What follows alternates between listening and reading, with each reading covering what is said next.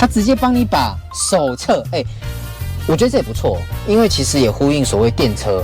电车我们讲求就是环保。嘿，小娜，帮我关驾驶座车窗，看到没有？天哪！原厂的纳智捷竟然整合了声控的功能敏感性，没想到它的画质，这应该有1080或2K 哦。它的导航是跟这个我们所知道的导航王，其实导航王的评价还不错，很多车友都觉得它甚至优于 Google Map。就是比如说我们这样，2、3，有没有？5，是不是5下？这里5下，这个 UI 设计跟我们过往的很不一样你有没有发现？你看，哇，你看它的 Google Map 好大哦。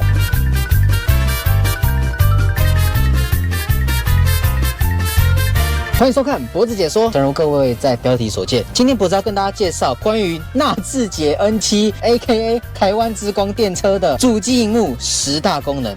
各位不要小看这么大一片主机萤幕，其实它的功能还不少。脖子有稍微做过功课，我们先从第一个开始介绍。第一个重点是它的影像。画质真的还不错，给大家看一下。以往我们对国产车倒车影像可能就是简单能看到就好，没想到它的画质，这应该有1080或2K 哦。看这个画质，那因为这台是最入门版，也就是纯粹版。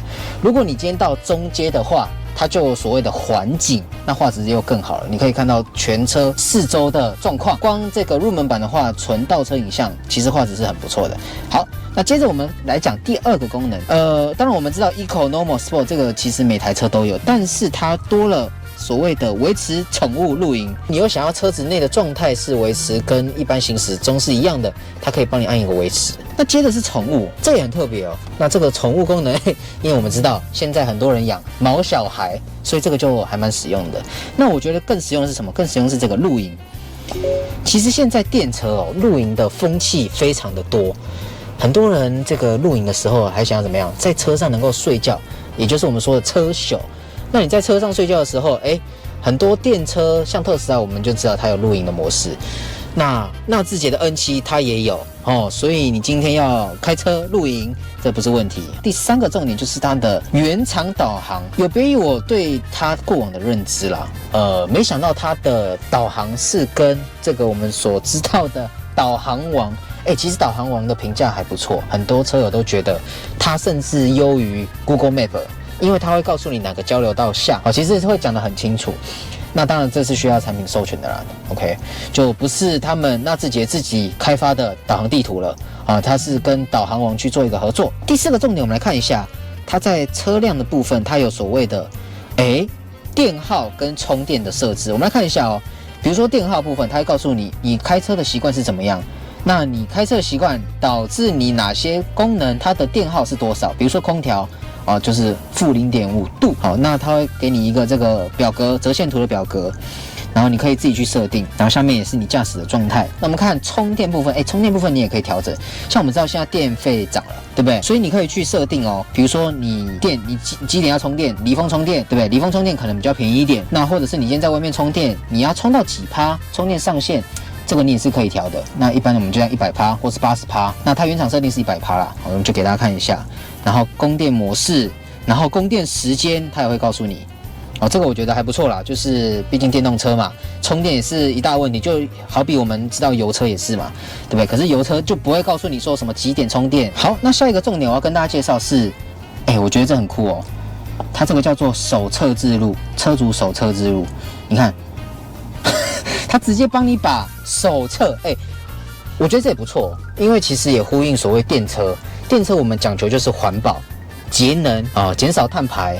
那我们以往的交车模式就是会给你发一本厚厚的参考书，也就是车主手册、使用手册。但通常我们车主都不会去看，连脖子也很少看啦，大部分都是网络上去寻找答案啦。那电车不错一点是，它直接帮你把手册置入在你的主机萤幕内了。所以你有什么状况，你就可以直接在里面找。它还有一个搜寻功能啊，你直接打关键字，有没有？我觉得这点还不错这个也算是减少，一本书可能厚厚的一叠就有多少纸张，那它减少纸张的制造，对不对？所以就直接把手册用电子档的模式，有点类似 PDF 的概念，直接置入在里面。这点我觉得很不错，值得嘉赏。那下一个重点就是我那时候在玩的时候，我觉得这个功能很特别，就是在这里有一个服务，这个我把它称为特殊功能，就是像这个脱掉模式。因为我们知道有时候脱掉的时候，怕会影响到你的前轮、后轮。那我们知道这台车是后轮驱动，但是有时候拖车的时候，怕会影响到你的那个传动轴的问题，所以它有开跟关，你可以自己去调控。对，然后包含车辆电源，然后方向灯闪烁的频率，就是比如说我们这样，2、3，有没有？5，这是5下，这是5下。那我们也可以调7。不过我觉得它方向灯的声音还不错。1、2、3、4、5、6、7。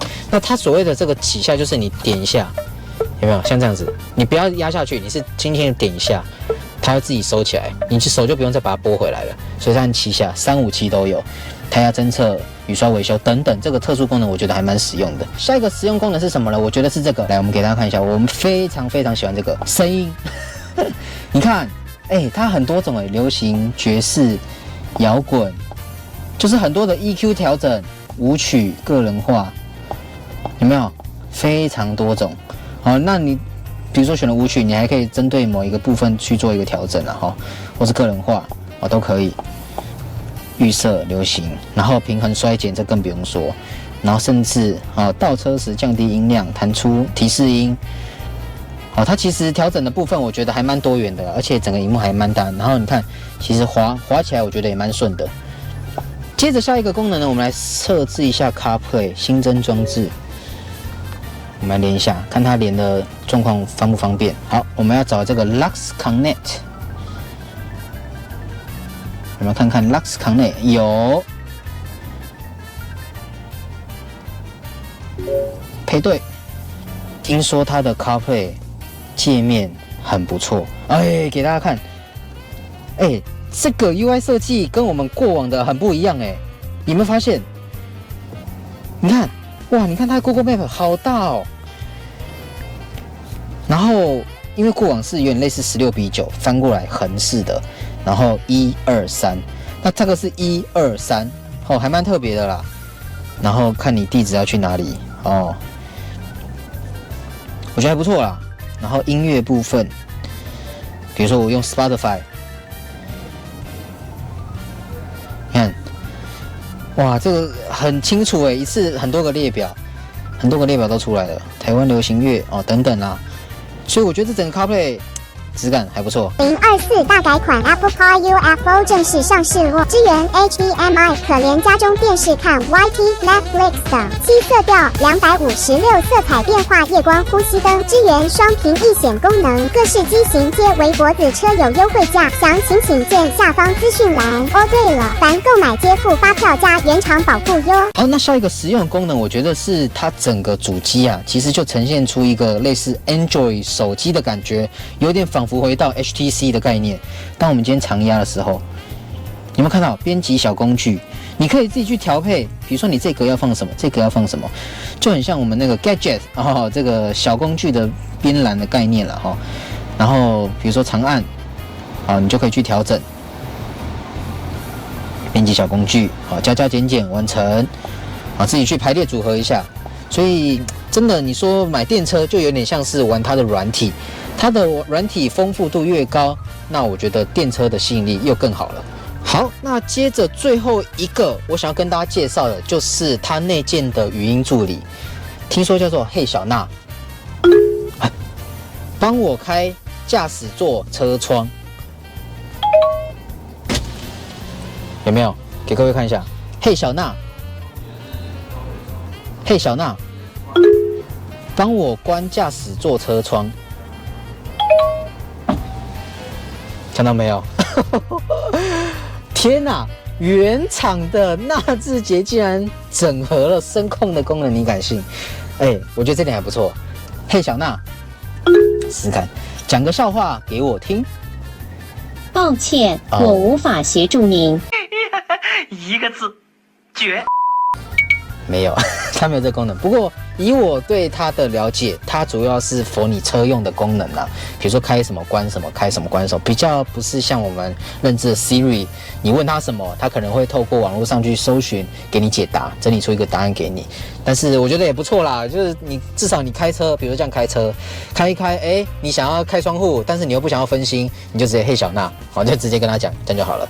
OK， 好了，那以上就是这个纳智捷 N7 的10大功能。我觉得这台车，像以这台入门版5门的纯粹版，它99.9万，100万内，我觉得算 CP 值蛮高的啦。你说充电其实也不错，现在充电站也慢慢普及的。那电车其实有电车的好，当然油车有很多的改装的升级部品可以玩。